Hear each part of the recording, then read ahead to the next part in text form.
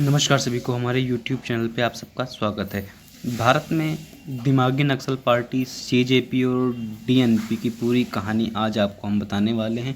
Social media trends के ज़माने में राजनीतिक बयानबाजी और कानून की सच्चाई क्या है, आज हम इन सब पे चर्चा करने वाले हैं।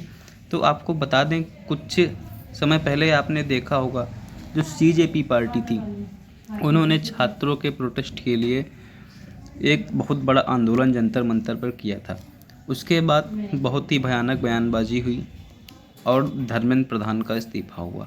अब एक भारत में नया समूह उभर के सामने आ रहा है जिसे हम कहते हैं डीएनपी, दिमागी नक्सल पार्टी।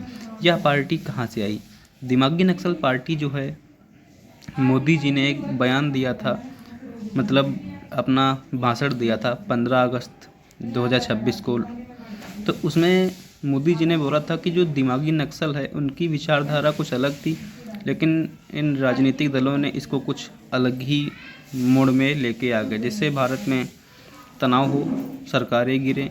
तो यह सब दिमागी नक्सल का ही हिस्सा माना जाता है।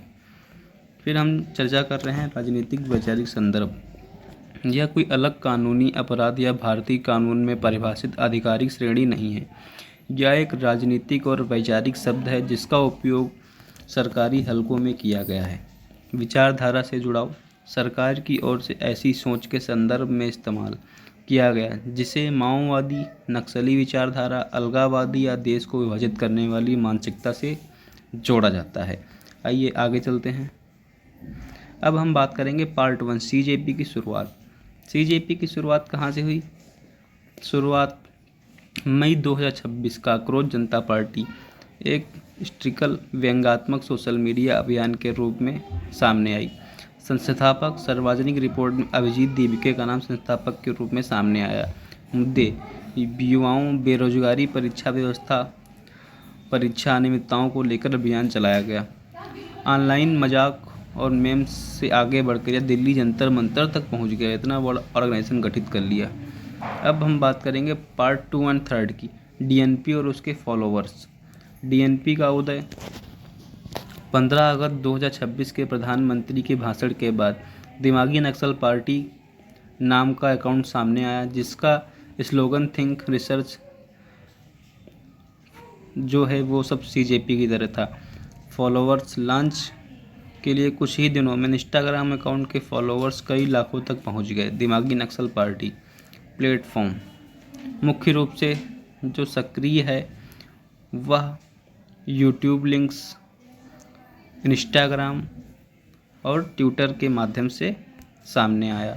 आइए आगे बढ़ते हैं। पार्ट 4, डीएनपी और सीजेपी का संबंध।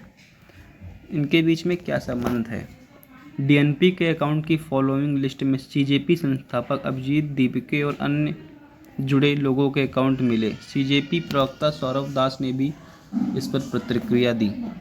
महत्वपूर्ण कानूनी संविधान: किसी अकाउंट को फॉलो करना या समान भाषा इस्तेमाल करना अपने आप संगठनात्मक संबंध साबित नहीं करता।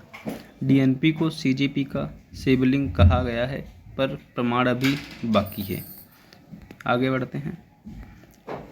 जेन जी इंटरनेट पॉलिटिक्स पार्ट 5, इस पे चर्चा करेंगे। सीजेपी की रणनीति: सीजेपी ने काकरोच शब्द को राजनीतिक स्टायर की पहचान बनाकर युवाओं को जोड़ा।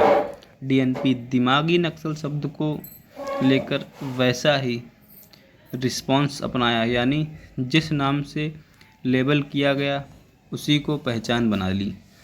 तो यह था पूरा मामला। कानूनी पहलू एक बार देखेंगे।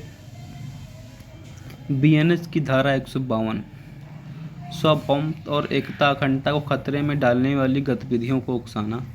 बीएनएस सेक्शन 196 धर्म, जाति, भाषा, समुदाय के बीच दुश्मनी पैदा करना। और बीएनएस सेक्शन 153 फ्लैश इन्फो फैलाना, पब्लिक मिसचीफ या यूएपीए स्पेसिफिक एलिमेंट लागू हो तो। 7वां मुख्य कानूनी शब्द राजनीतिक अकाउंट बनाना। दिमागी नक्सल पार्टी के नाम से सोशल मीडिया अकाउंट बनाना अपने आप में कोई अपराध नहीं। सरकार की आलोचना: सरकार की नीतियों की आलोचना करना पूरी तरह वैध है और अपराध नहीं।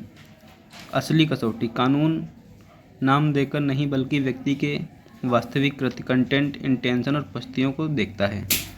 Law with Aman. वीडियो अच्छा लगा हो लाइक सब्सक्राइब शेयर कर लें। मिलते हैं अगले टॉपिक में। धन्यवाद।